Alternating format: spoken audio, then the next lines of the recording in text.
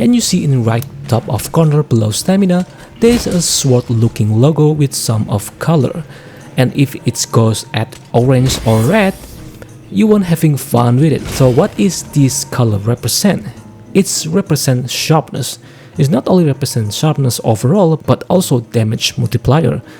Now there is a 7 level of sharpness. The highest one is purple sharpness, although if the weapon had purple sharpness, usually the raw damage is low, not that low. Now 7th level of sharpness. Red is the lowest one and had the lowest multiplier, and it will cause the blade or blunt weapon to bounce off the heights of monster. Orange 2nd level of sharpness, but let's say it still sucks. Yellow 3rd level of sharpness, can land a hit for some monster in the early stage or soft target overall like Jagras for example. Green, this is where most attack will be successful. Blue attack will be even more successful unless striking monster hard part like Diablo's Horn for example. It's really tough. White, you will need a lot of this type weapon in higher rank endgame and master rank weapon, and a lot of attack will be successful. Purple, only on master rank weapon, but this level of sharpness is actual blessing. Now, you won't deflect anything. Of course, some of hard part of monster not deflecting but reduce the damage. Now, I did mention sharpness damage multiplier. Well, there is 2 type of damage multiplier. One, raw damage multiplier, and second one is elemental damage multiplier. This one is affecting each other. So, raw damage, red 0.5, orange 0.75, yellow 1, green 1.05, blue 1.20, white 1.32, purple 1.39, and the elemental one, red 0.25, no damage basically, orange 0.5, yellow 0.75, green 1, blue with strength multiplier 1.0625, white 1.15, purple 1.25. Now, how to calculate the damage result? Now, you don't want to calculate because it's really complicated to calculate unless you want to become a speedrunner. Then it's different. You need to know the weapon damage multiplier, sharpness multiplier, motion value multiplier, affinity multiplier, hit zone value of the monster, attack boost value or any skill that add more raw attack, critical boost. Yes, you don't want to calculate that. The easiest suggestion for me is always maintain your sharpness in white and purple area, since it has a lot of multiplier for each hit and your weapon won't deflecting from the monster body. Now there is an empty sharpness space in some of the weapon. You can fill or increase the sharpness by using handicraft skill. But the question is, does it work in your build? Some cases, absolutely.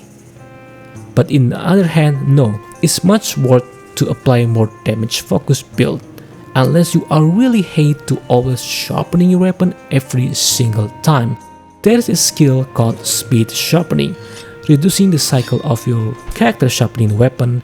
Instead 3 cycle can be reduced to 1 cycle.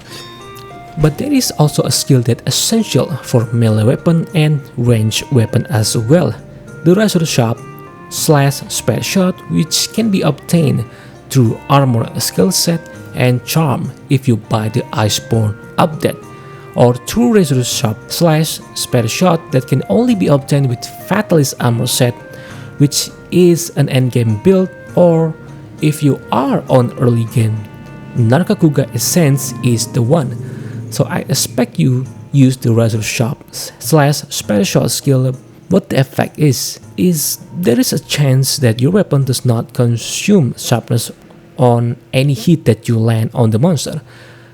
Now, if your build focus on elemental damage and does not want any skill from the above to maintain your weapon sharpness, there is one particular skill that you really want: Protective Polish.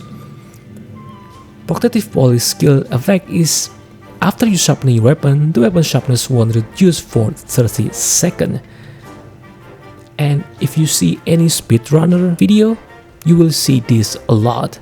But it's really hassle to sharpen your weapon and waiting your character to finish sharpening for just to proccing the protective polish skill, and also worrying if the monster will hit you and interrupting the sharpening skill.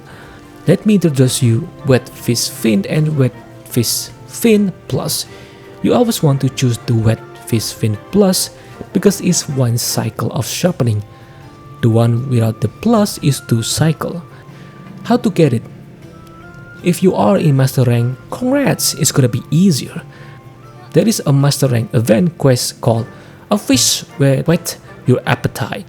You can farm this event at Master Rank level 1 and just fishing. But if you are on base game, then Ancient Forest is your best friend. 1, 4, 9, 11. Now, the place that you want to farm this fish is on 4 area in Ancient Forest. You can spot this fish easily because the looks of this fish is like a tuna, like a blue tuna. Oh yeah, by the way, the fish is located on seashore, like in this video that I showing to you. Let's say it's still a hassle for you.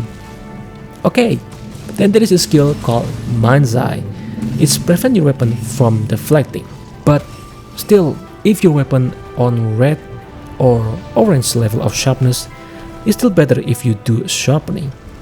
Be wary of light weapon or fast hitting weapon, like for example, dual blade. The sharpness will deteriorating quickly. Although weapon like longsword while using spirit blade attack, this attack cannot be deflected, but the damage is reducing.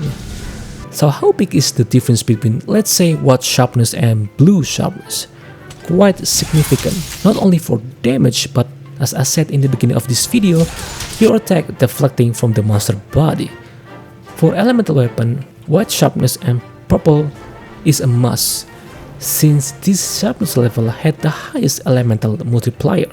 My elemental build is always bringing the protective polish and some Wet Fish Fin Plus, so I don't sacrifice the damage over sharpening your weapon over and over.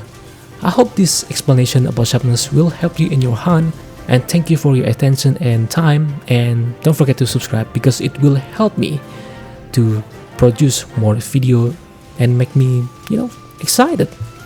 Thank you, and subscribe once again.